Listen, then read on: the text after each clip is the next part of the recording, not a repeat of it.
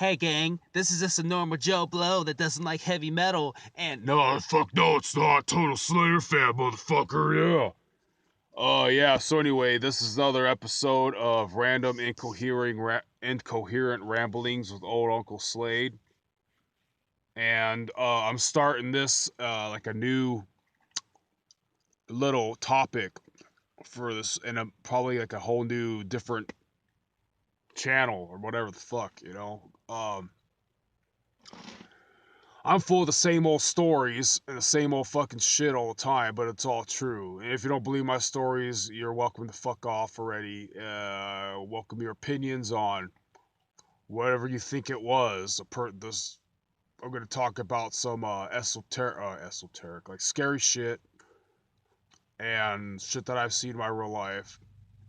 And my opinions on it, whatever the fuck your opinion is, more likely welcome. Um, you know, lots of sleep paralysis type shit, all that kind of stuff. And I have about 15 minutes to tell the tale of my tale. I'm getting into this kind of deal because I've been watching some creepy pastas, and minutes into it, I'm pissed off because I know it's fiction. Fuck fiction. I'm interested in that. You want to go fucking scare yourself? Go read in your room. Fucking waste people's time. And quit lying about shit. Quit fabricating shit. Whoever the fuck is making fake images on supposed CCTV, whatever fuck shit. Some of it's authentic, I'm pretty sure. But here's my tale of the gist of stuff. Got 15 minutes to do so. Hope it's entertaining. Here goes. So, as you know, or should know, I represent the plight and cause and stories of the common rock and roll kid of the 20th century during the whole movement of parents being super religious and trying to clipping the balls of their offspring and all sorts of dumb shit to try to neuter minds, you know. Uh, and I'm like, not, you know, as a Western citizen, the Western world under Christendom and personal experiences, I would label myself a Christian, even though I don't think I'm very like holy or enthused or like a candidate to enter the positive side of the afterlife or so. But I mean, I gotta idealize. I guess Christian. As an American, technically everybody is. Whether you believe Santa Claus is real or not, too. You're birthed under the banner of Christendom, and I forgot where I was going with this. But I'm not trying to diss God. I don't believe in religion, but I come from the time that it was like parents against kids, and rock and roll was our only escape and freedom of expression. You get the point. All you Generation Xers, you know what the fuck I'm talking about. Um, and actually, to disclose my age, let's just not do that. But here we go. Without further ado, um, so I was like a latchkey kid and all that, right? Left alone a lot with my thoughts and shit, and I had to. I mean, like I said, I'm open. I'm open to every aspect of opinion on this. If it's like in your mind, if it's a leftover sensitivity from evolution, if it's a real apparition, whatever. I heard the term foreboding presences recently. Holy Jesus, have I felt some foreboding fucking presences in my life being a only child. Parents are always at work and shit. Got left alone a lot. I mean, like, I heard I got left alone before, like, a person's even really supposed to be able to remember they're a person, you know?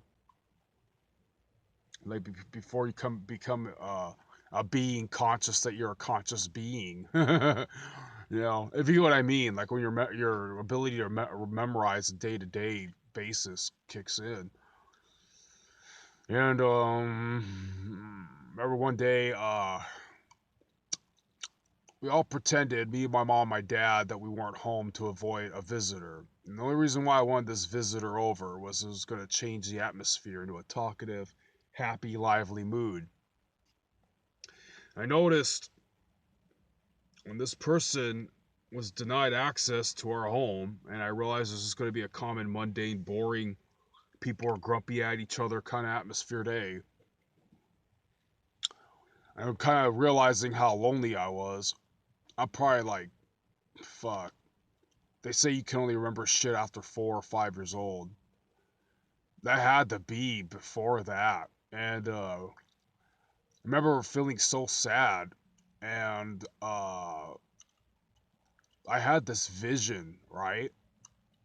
And it's very scary when people who seem authentic talk about how when they supposedly had an out of body experience, near death experience, they say that the first thing they notice is there's no time on the other side. Yeah, so I had a vision of this like room, and the first thing you notice about that room is like there's no time.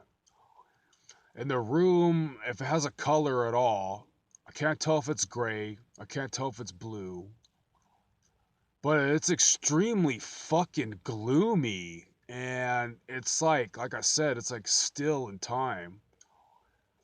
And there's something in the room that is too horrible to even gaze upon. You just kind of know it's there.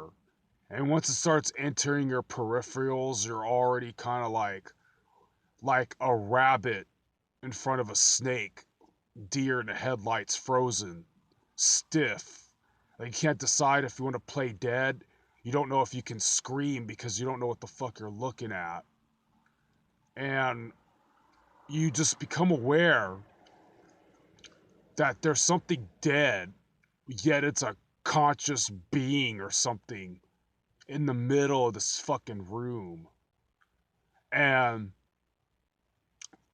throughout the course of my adolescent life, when the lights were on, it's daytime and Nickelodeon's playing, I feel like the rest of the world is operating as normal, and I don't feel the fear of what I did the night before. I would try to gaze into my mind and make a shape, or draw, or make some kind of analysis depiction or something of what the fuck this being was. And it's some kind of shadow, it's some kind of tree, and it's like either it's like a blackest of the black, and it's like contorted or malignant or something. It's not symmetrical. It's it's horrific. It's fucking horrific. Maybe that's the Skeletor, man. I don't know, whatever these creepypasta kids are talking about. It took me a long time to know what that fucking thing meant. You know, you asked me what does it mean, and I kind of just had an epiphany right now that I've been living so detached from giving a fuck about like religious or holy things that I think I forgot what it meant.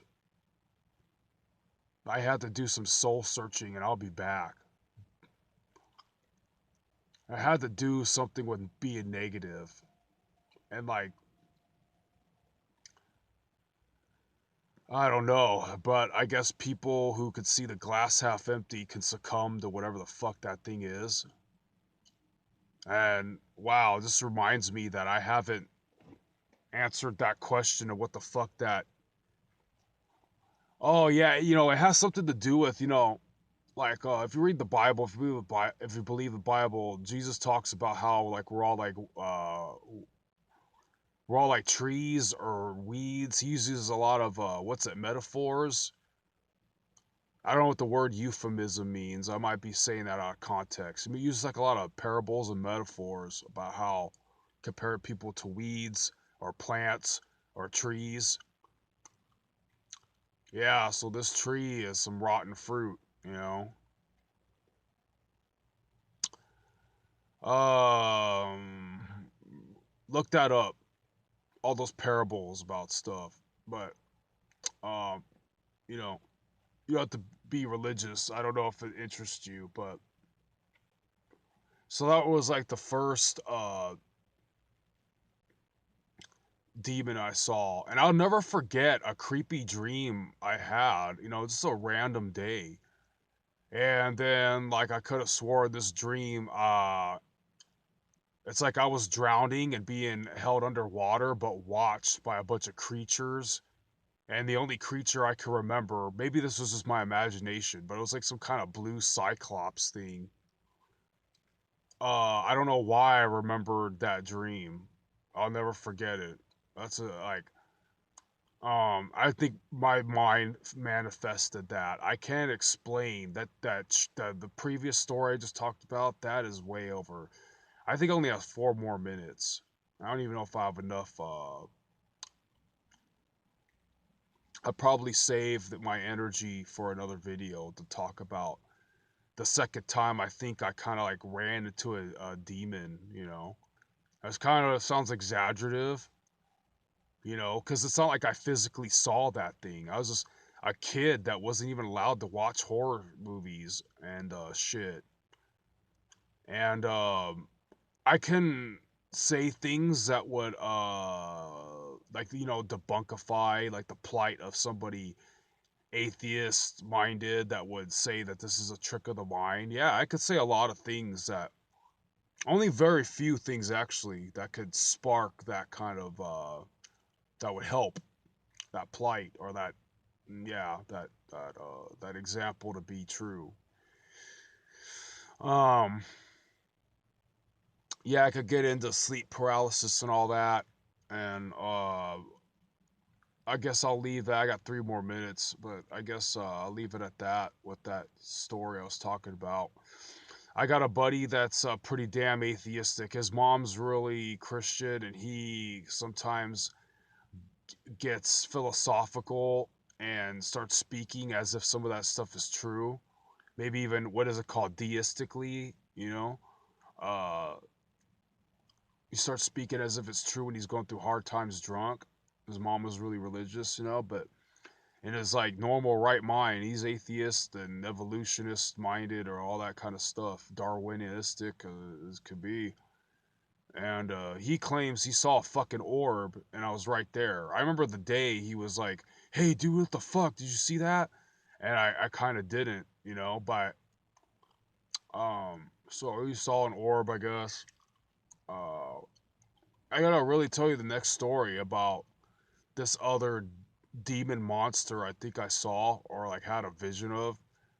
And either all minds think alike or whatever, because then I saw these paintings, and I don't believe a lot of that shit. I don't believe every out of body experience story, every to hell and back story. I don't believe. I really, really am selective on ones I give weight to. And howbeit, like if you're an educated atheist, you'll know that these experiences are probably real, even though it's a trick to the mind. It's not like the person's always lying about it. This is you guys say, "Oh no, he visited heaven because endorphins exploded in his brain because he was dying." You know, like you guys have the scientific rationale, and I respect that.